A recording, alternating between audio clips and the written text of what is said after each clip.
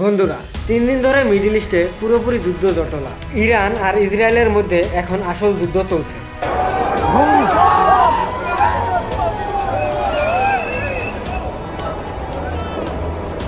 Oh my god.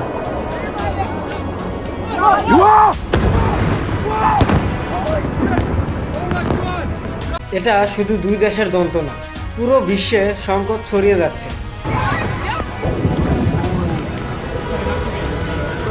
Israel ও যুক্তরাষ্ট্র যৌথভাবে ইরানের উপর বড় হামলা চালিয়েছে।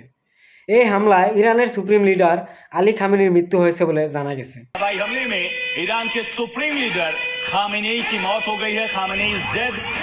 পাল্টা জবাবে ইরান ক্ষেপণাস্ত্র ও ড্রোন নিয়ে প্রতিহত করছে। শুধু ইসরায়েলে নয়, মধ্যপ্রাচ্যের বিভিন্ন স্থানে আঘাত চলছে।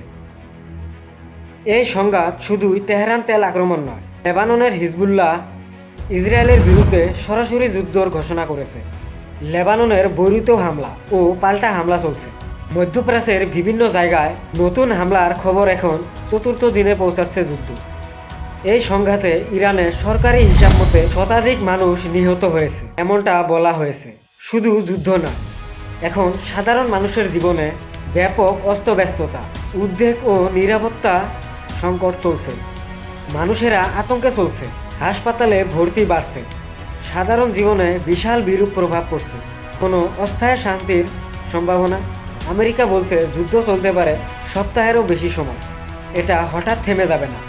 কিন্তু আঞ্চলিক শান্তি চায়, যুদ্ধ চায় না, কারণ প্রতিটি আঘাত সাধারণ মানুষকে ক্ষতিগ্রস্ত করে। এই সংঘাত শুধু মধ্যপ্রাচ্যে নয়, জ্বালানি বাজারে তেল সরবরাহে উদ্যোগ বেড়েছে।